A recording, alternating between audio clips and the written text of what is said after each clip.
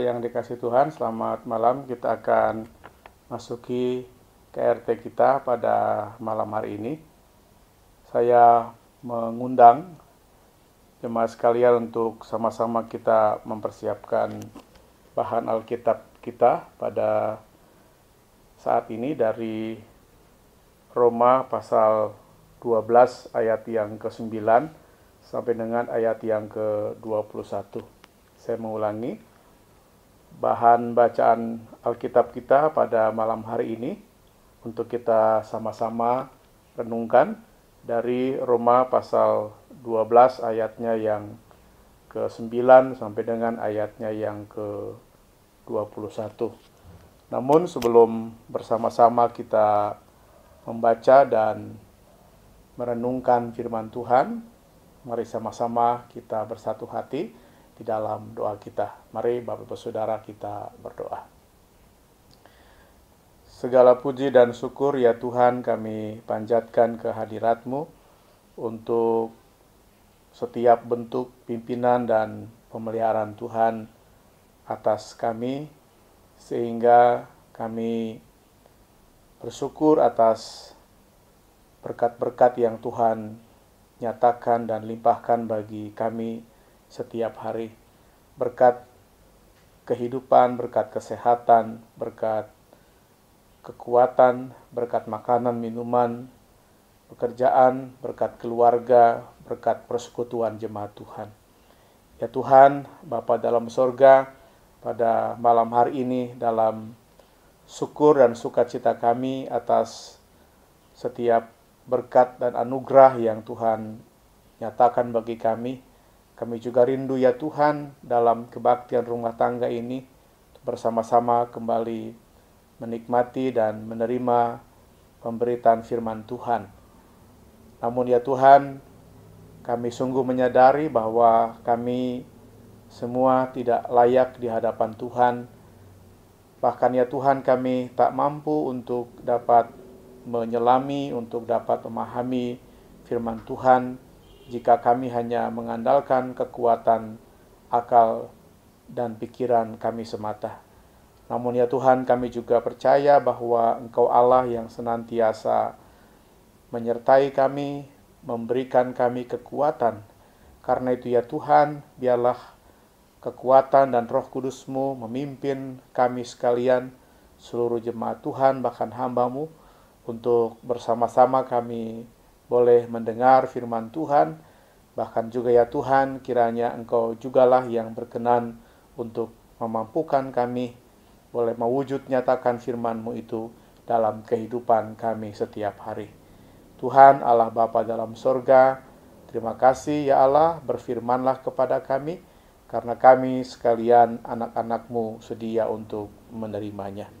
Di dalam nama Tuhan Yesus Kristus, Tuhan penebus dan juru selamat kami sudah berdoa dan mengucap syukur. Amin.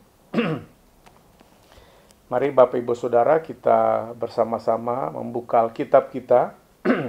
Kita akan membaca Roma pasal 12 ayatnya yang ke-9 sampai dengan ayat yang ke-21. Lembaga Alkitab Indonesia memberi judul terhadap perikop kita, nasihat untuk hidup dalam kasih. Saya akan bacakan bagi kita sekalian. Hendaklah kasih itu jangan pura-pura, jauhilah yang jahat dan lakukanlah yang baik. Hendaklah kamu saling mengasihi sebagai saudara dan saling mendahului dalam memberi hormat. Janganlah hendaknya kerajinanmu kendor, biarlah rohmu menyala-nyala dan layanilah Tuhan. Bersukacitalah dalam pengharapan, sabarlah dalam kesesakan, dan bertekunlah dalam doa.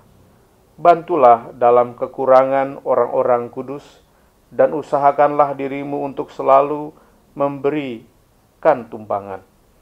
Berkatilah siapa yang menganiaya kamu, berkatilah dan jangan mengutuk. Bersukacitalah dengan orang yang bersukacita, dan menangislah dengan orang yang menangis. Hendaklah kamu sehati sepikir dalam hidupmu bersama. Janganlah kamu memikirkan perkara-perkara yang tinggi, tetapi arahkanlah dirimu kepada perkara-perkara yang sederhana. Janganlah menganggap dirimu pandai. Janganlah membalas kejahatan dengan kejahatan. Lakukanlah apa yang baik bagi semua orang. Sedapat-dapatnya, kalau hal itu bergantung padamu, hiduplah dalam perdamaian dengan semua orang. Saudara-saudaraku yang kekasih, janganlah kamu sendiri menuntut pembalasan, tetapi berilah tempat pada murka Allah. Sebab ada tertulis, pembalasan itu adalah hakku. Akulah yang akan menuntut pembalasan, firman Tuhan. Tetapi jika seterumu lapar, berilah dia makan.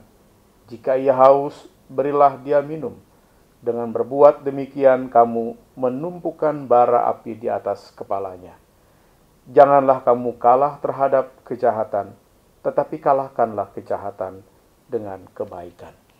Sedemikian firman Tuhan. Bapak Ibu Saudara yang berbahagia tentu adalah kita sekalian yang mendengar firman Tuhan dan yang memelihara dalam kehidupan setiap hari.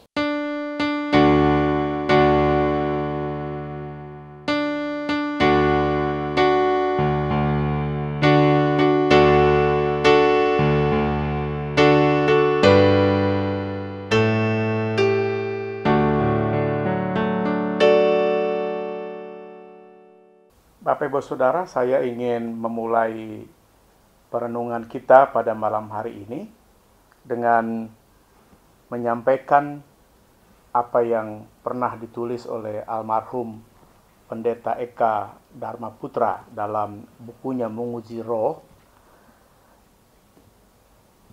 Dimulai dalam tulisannya, Pak Eka berkata demikian, apakah yang membuat orang-orang percaya itu berbeda dari orang lain?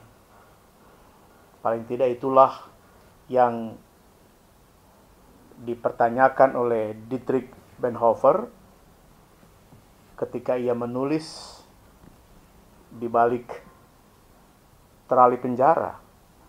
Dan terhadap pertanyaannya tersebut, maka Bonhoeffer menjawab demikian, bahwa yang membedakan orang percaya dengan orang-orang yang lainnya adalah soal gaya hidupnya. Yang membedakannya adalah soal bagaimana menjadi murid Yesus adalah menjadi orang-orang yang mengikuti gaya kehidupan Tuhan Yesus dalam kehidupannya. Seperti gaya hidup yang dikhotbahkan oleh Tuhan Yesus di atas bukit. Gaya hidup seperti seorang murid bagaikan lampu yang bersinar di tengah-tengah bukit. Gaya hidup kasih yang tulus, gaya hidup kasih yang lemah lembut, gaya hidup kasih yang total. Kasih tanpa syarat. Kasih bagi lawan-lawan politik, kasih bagi lawan-lawan agama, kasih bagi lawan-lawan pribadi. Itulah kasih yang diwujudkan oleh Kristus di atas kayu salib. Nah, walaupun demikian, saudara, seorang yang bernama Friedrich Nietzsche pernah mengutuk kasih sebagai perusak dan penghancur peradaban manusia. Kenapa sampai Friedrich Nietzsche berkata bahwa kasih itu sebagai perusak dan penghancur peradaban manusia? Kasih, begitu Friedrich Nietzsche berteriak, cuma pantas buat orang-orang yang berwatak lemah. cuma pantas buat orang-orang yang bermental budak. Orang-orang yang bermental gampang menyerah, tanpa melawan, lembek, ringkih, seperti daun kering yang ditiup oleh angin. Lalu Nietzsche berargumentasi, padahal pada sisi yang lain, kasih itu seperti demikian. Pada sisi yang lain, membangun peradaban menurut Nietzsche adalah bagaimana seseorang harus tegar. Peradaban membutuhkan orang yang kuat. Peradaban membutuhkan orang yang berotak cemerlang, berkemauan keras, pantang menyerah, dan seterusnya. Paling tidak itulah yang membuat Friedrich Nietzsche mengatakan bahwa ia mengutuk kasih sebagai perusak dan penghancur peradaban manusia. Karena kasih hanya untuk orang-orang yang bermental lemah. Padahal membangun sebuah peradaban membutuhkan orang-orang yang bermental baja. Saudara, betul memang ketika kasih adalah kata yang paling sering diucapkan, tetapi juga kata kasih paling banyak disalah mengertikan. Ketika kata kasih hanya sekedar menjadi slogan, ketika kata kasih sekedar menjadi pemulas bibir belaka, ketika kata kasih mengalami inflasi pada kediriannya, lalu yang tinggal hanyalah sesuatu yang kemudian sekedar formalitas, maka ketika kasih dimaknai sebatas itu, betul apa yang dikatakan oleh Friedrich Nietzsche, bahwa kasih hanya sekedar menjadi perusak dan penghancur peradaban manusia. Tetapi apa yang kita lihat pada salib Kristus, saudara, sebagai wujud kasih Allah kepada manusia, maka sesungguhnya di sana kita melihat di dalam kasih Allah itu yang diwujudkan dalam Kristus yang mau berkorban bagi umatnya, yang mau berkorban bagi kita orang-orang yang percaya. Di sana kita menatap, di sana kita melihat sebuah pengorbanan yang sadar. Di sana kita melihat sebuah pengorbanan yang sukarela. Di sana kita melihat sebuah ketaatan yang sebebas-bebasnya. Di sana kita melihat sebuah ketegaran dalam menghadapi penderitaan. Nah, saudara, maka ketika kita melihat kasih yang sudah didemonstrasikan oleh Tuhan Yesus di atas kayu salib, yaitu kasih yang merupakan sebuah pengorbanan yang sadar, kasih yang merupakan sebuah ketaatan yang bebas, kasih yang merupakan sebuah pengampunan, kasih yang merupakan sebuah ketegaran dalam menghadapi penderitaan. Maka kita melihat bahwa justru dalam kasih yang dipraktekkan oleh Tuhan Yesus di atas kayu salib, itulah yang menjadi fondasi, itulah yang menjadi dasar kehidupan yang kuat, kehidupan yang kokoh, kehidupan yang menjadi bagian dari kehidupan yang kita jalani di tengah-tengah kehidupan yang penuh dengan tantangan ini. Nah, Bapak Ibu Saudara yang terkasih dalam Tuhan Yesus Kristus, inilah yang disampaikan dalam suratnya oleh Rasul Paulus kepada jemaat di Roma. Paulus menasehatkan jemaat di Roma supaya mereka mendasarkan perbuatannya sebagai orang-orang percaya dengan dasar kasih Tuhan. Dengan dasar kasih Tuhan. Nasihat ini adalah merupakan nasihat praktis Rasul Paulus kepada jemaat di Roma. Bahkan juga nasihat praktis Rasul Paulus kepada kita selaku jemaat Tuhan pada masa kini. Supaya apa? Supaya kita hidup dalam kasih. Tentu hidup dalam kasih Allah. Bukan hidup dalam kasih cinta manusiawi. Tetapi hidup dalam kasih Allah. Bukan hidup dalam kasih eros, tapi hidup dalam kasih agape. Bukan hidup dalam kasih manusiawi, kasih sekedar ketertarikan karena hawa nafsu dan mencari kesenangan. Tetapi kasih Allah yang dicurahkan dalam hati kita. Kasih Allah yang dicurahkan di dalam diri kita oleh Roh Kudus. Kasih Allah yang menjadi milik Allah, yang dianugerahkan kepada kita. Kasih Allah itulah yang harus menjadi suasana kehidupan kita. Nah, karena itulah kemudian, saudara, kita membaca dalam bagian firman Tuhan pada malam hari ini. Dari mulai ayat 9 sampai dengan ayatnya yang ke-21. Kita dinasehatkan oleh firman Tuhan untuk senantiasa hidup dalam kasih yang jangan pura-pura.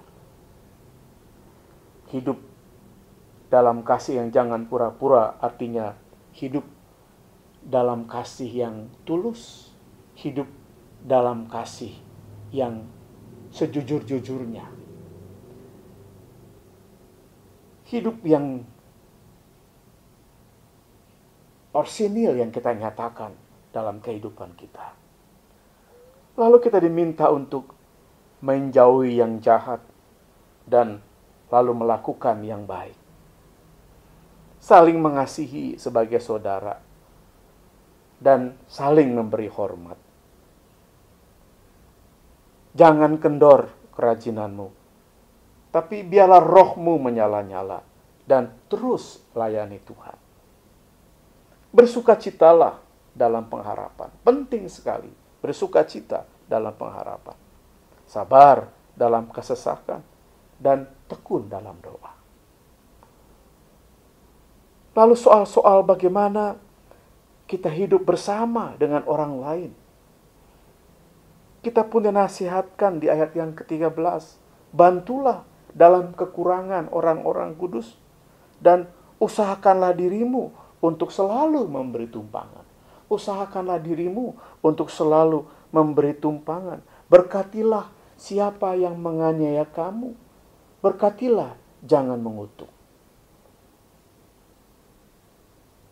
Bersukacitalah dengan orang yang bersukacita. Dan menangislah dengan orang yang menangis. Sebagai orang yang memiliki kasih Allah, maka kita harus mewujudkan sikap empati kita terhadap siapapun orang-orang yang ada di sekitar kita. Lalu hendaklah dalam hidup persekutuan kamu sehati sepikir.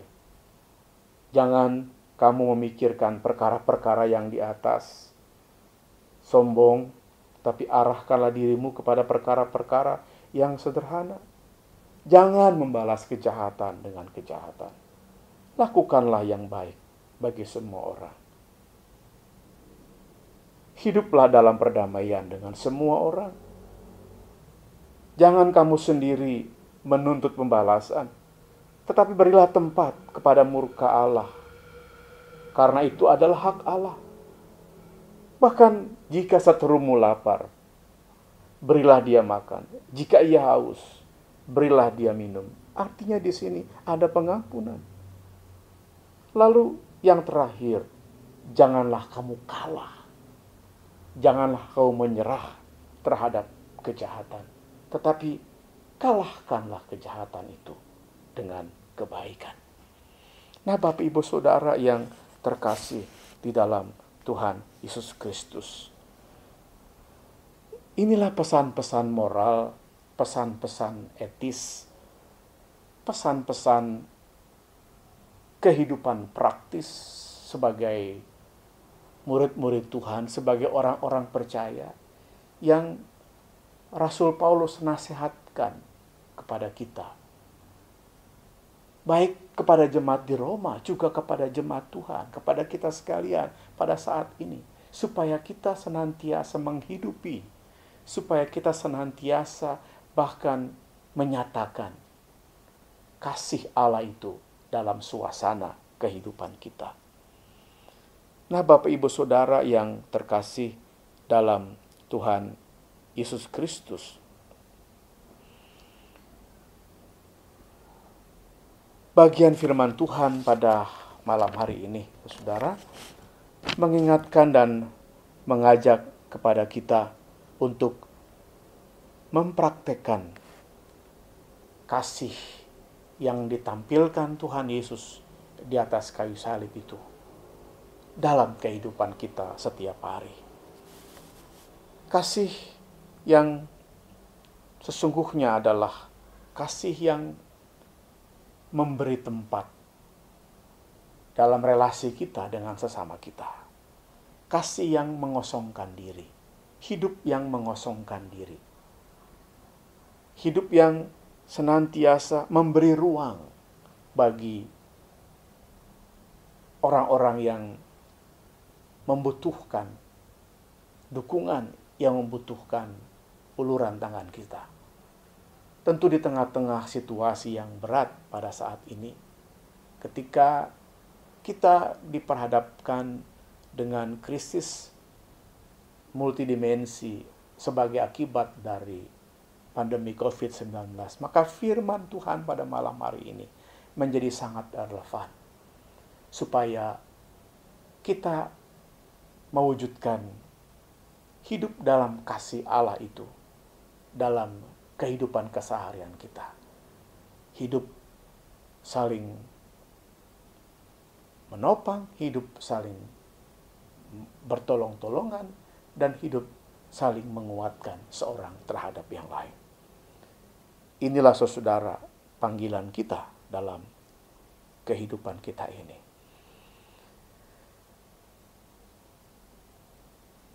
Amin.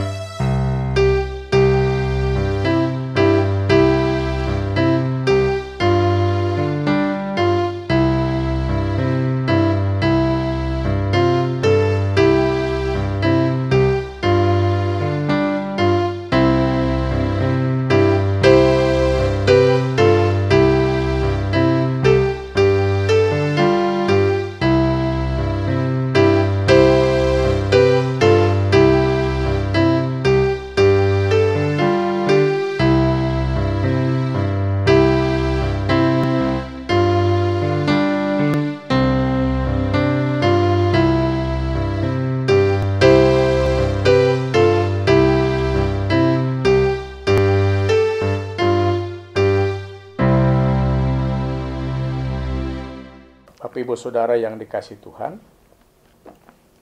selanjutnya kepada kita diberikan kesempatan untuk kita memberikan persembahan kepada Tuhan, dan firman Tuhan yang mendasari persembahan kita terambil dari 2 Korintus pasal 8 ayatnya yang ke-12 yang berkata demikian.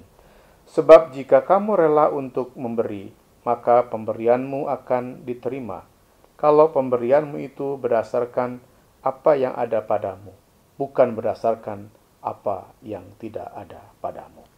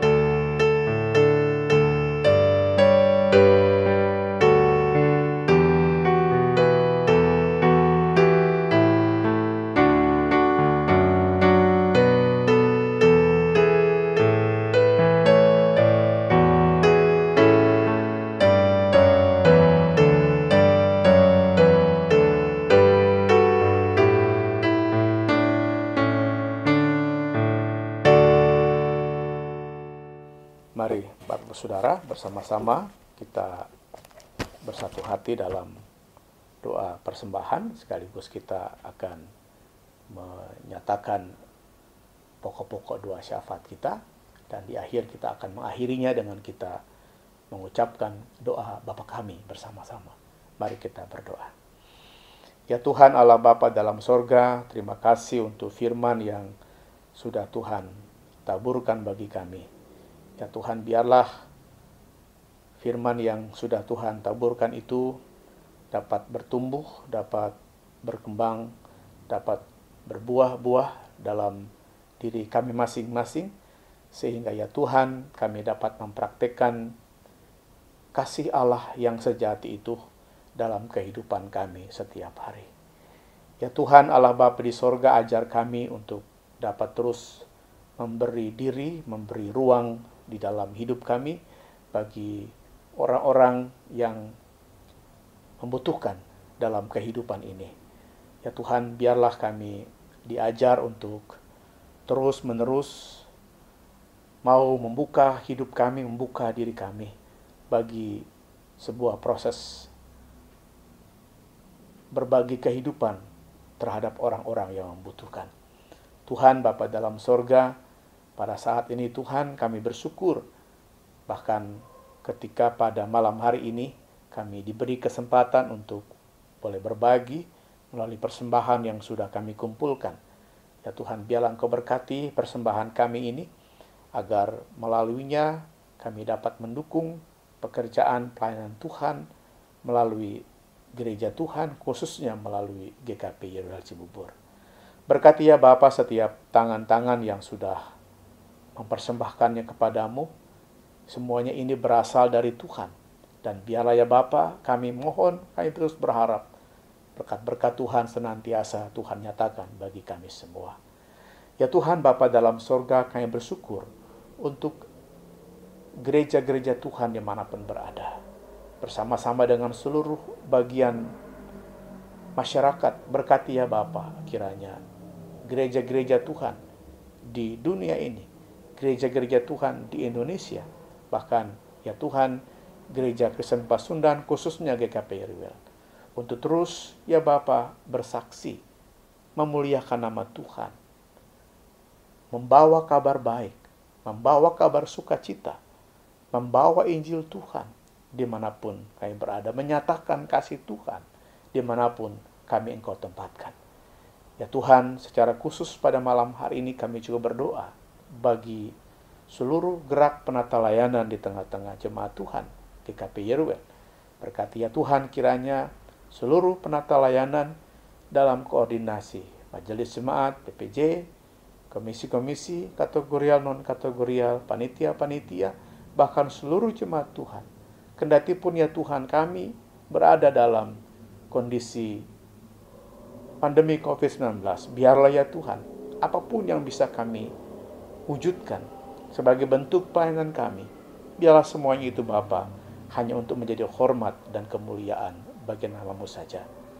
Tuhan Bapa dalam surga, pada malam hari ini Tuhan, dalam syafaat kami teringat akan anggota jemaat Tuhan yang sedang dalam kondisi sakit, baik yang dirawat di rumah maupun di rumah sakit.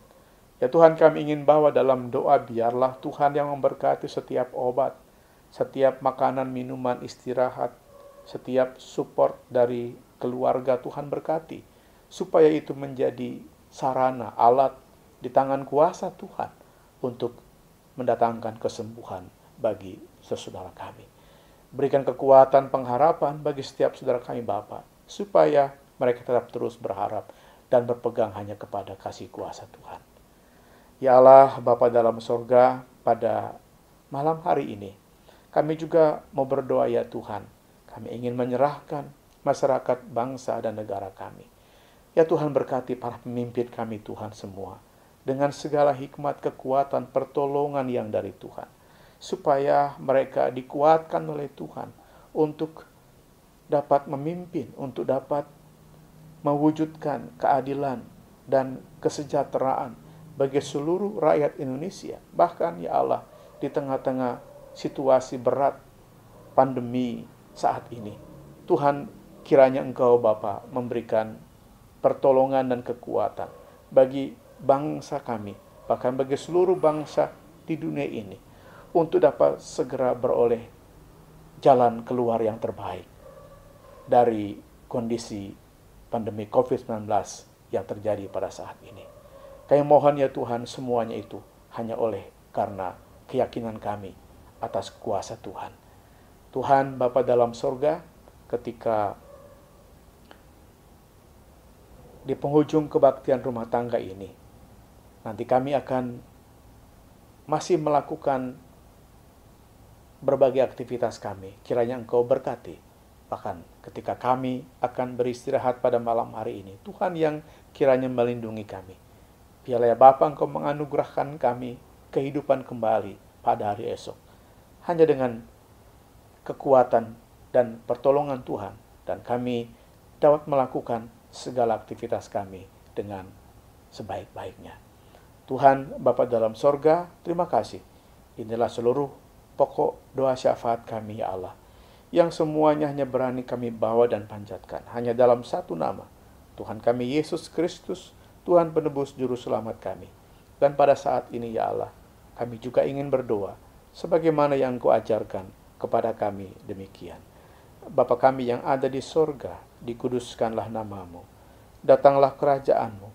Jadilah kehendak-Mu di bumi seperti di sorga. Berikanlah kami pada hari ini makanan kami yang secukupnya, dan ampunilah kami akan kesalahan kami, seperti kami juga mengampuni orang yang bersalah kepada kami. Dan janganlah membawa kami ke dalam pencobaan, tetapi lepaskanlah kami dari yang jahat. Karena Engkaulah yang mempunyai kerajaan dan kuasa dan kemuliaan sampai selama-lamanya. Amin.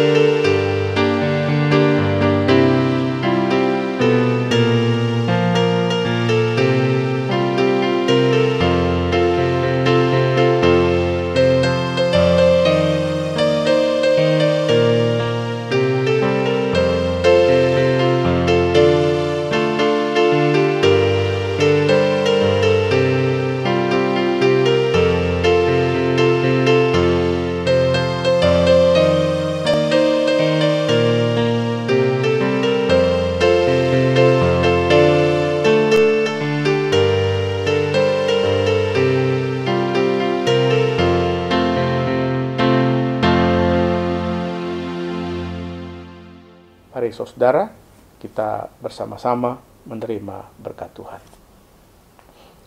Kiranya kasih karunia Tuhan Yesus Kristus, kasih Allah Bapa, dan persekutuan di dalam bersama Roh Kudus memberkati menyertai saudara sekalian sampai selama-lamanya. Amin.